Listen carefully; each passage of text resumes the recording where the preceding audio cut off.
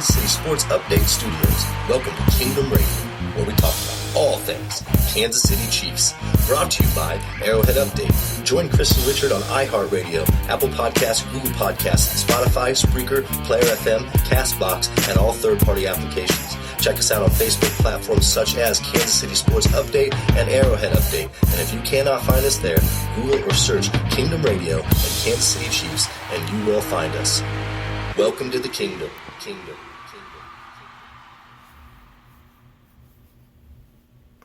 How are we doing, Chiefs Kingdom? It's September 1st, Sunday night, the night just before Labor Day, and it's the day after roster cuts, and we're getting ready for the Week 1 game against Jacksonville next Sunday. Just wanted to touch base with all of you on the roster moves that have happened this weekend, and those of you guys who were paying attention rather closely heard about the signing of LaShawn McCoy, who Buffalo had cut on early Saturday morning. And LaShawn McCoy ended up signing with us and rejoining Andy Reid here in Kansas City. And based on the reaction, about half of you guys are for it, half of you guys are against it, which totally is understandable. But let's look at this from a Chiefs perspective. Buffalo was utilizing him in absolutely the wrong scheme. They had no passing game, and so defenses were able to stack the box against him, and of course McCoy's numbers are going to go down, and he's going to look awful. Bringing him into Kansas City and rejoining him with Andy Reid, he's going back into the system that made him the MVP candidate, the 7-time Pro Bowler, or All-Pro that he had been with Philadelphia and with Andy Reid. He's going to be back in that same scheme where he's going to be able to step outside, catch the ball in the open field, and then just make a cut, make a guy miss, and then head towards the end zone. It has every sign and every look of this being a fantastic move on Brett Veach's part. All right, we get LaShawn McCoy for 1 year at a $4 million price tag, which is fantastic. Super cheap for a guy of his caliber. And by no means am I saying that he's going to be our starter, but he's definitely going to be a guy who, within our rotation, is going to be extremely dangerous. And having him in that locker room, another veteran voice for our running back group, given that we just traded Carlos Hyde to the Texans, I think it's going to be fantastic because unlike Carlos Hyde, McCoy's been in this offense and he understands what's going to be expected of these running backs, and he can voice that to them and help talk them up and help coach them up so that these guys can be extremely successful moving forward. Especially, I think it's going to be fantastic to pair him with Darwin Thompson, who is very much of the same build, and any knowledge that McCoy can pass along to him is going to be fantastic. In other news, kind of going to get into the roster cuts, at least the significant ones. I'm not going to go through all 40 some odd that we had. Some of the guys who we ended up losing through the roster cuts was Khalil McKenzie. He got signed to the practice squad with Seattle Seahawks. We lost Chase Litton and cornerback Herb Miller. Actually, we lost a lot of our defensive players, or at least we haven't signed them yet. We ended up signing to the practice squad. Had Jody Fortson, Cody Thompson, and Kyle Schirmer, Jimmy Murray, and Nick Kaiser as well. At the moment, 8:52 Central Time, we only have 6 of the 10 slots available for the practice squad filled. So there's still 4 more slots. The odd thing about looking at those signings is we don't have any defensive players signed yet. It leaves me to believe that there's still some workings going on out there. Maybe we're waiting for the second wave of players to get cut. Or potentially just give our our players that we cut a chance to latch onto a team. If they don't find anything, we'll pick them up. In other news around the NFL, a couple things I want to touch on. One that is going to directly affect us is the Melvin Gordon drama. Earlier today, the news broke that Los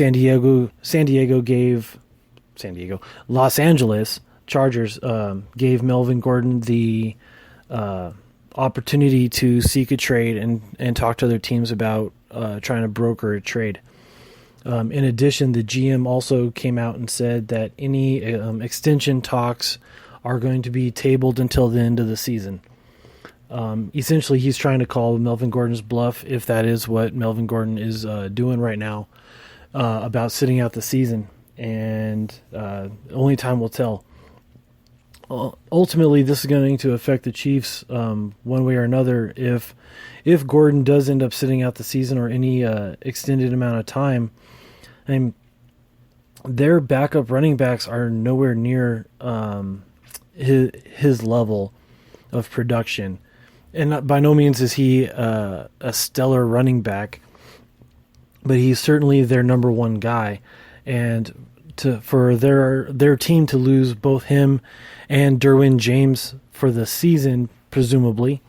Well, Derwin James is out for the season, but to lose Melvin Gordon for any amount of time, that's going to really set back their performance. And that's going for a team that was expected to compete with the Chiefs for the AFC West title. And I don't know, Melvin Gordon's just being really silly right now. And I understand and I respect the fact that he wants to get his money and get paid before some life-altering injury may occur.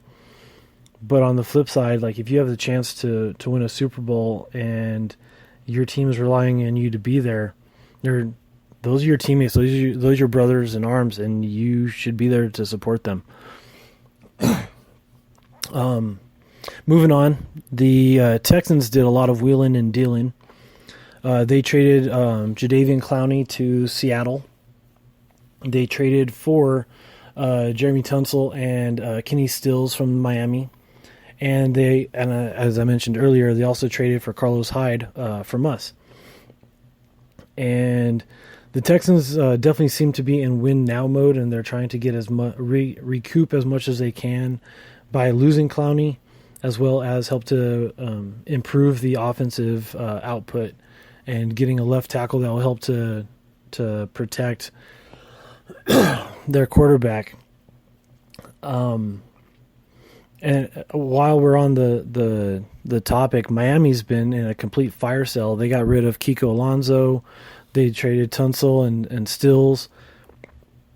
While they're at it, I think that Brett Veach should probably give them a call and see if he can't pry away Xavier Howard for like a 4th-round pick, because we could really use another cornerback.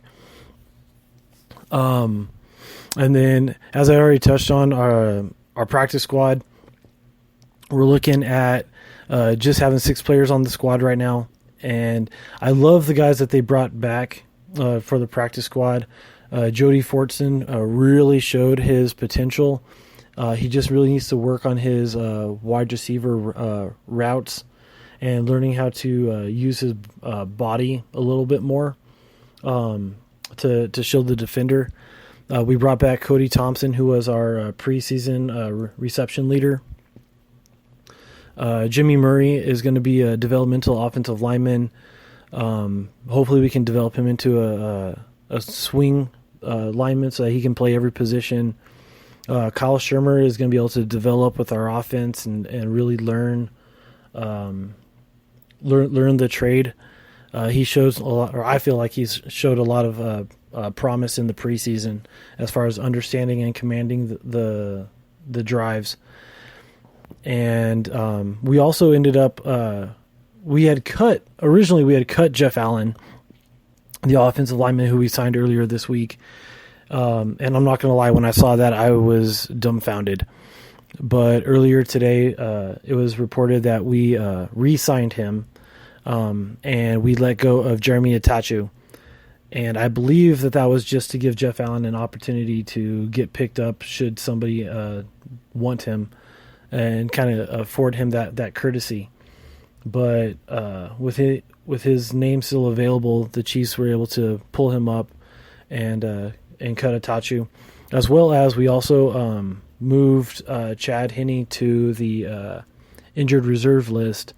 And having done that allows for us to be able to activate him at some point later in the season. Unlike Breland Speaks, who we put on IR before the cut deadline, so he's going to be out for the season. We won't be able to reactivate him. Every team has the ability to activate 2 players from the injured reserve list, but they have to be on the active roster for week 1, which is post the cuts. So the only player that's really available to us from that list, at least at the moment, is Chad Henne. And there's a chance later on that potentially somebody else could get injured. We put them on the IR and then reactivate them later on in the season. That's it for us tonight, you guys.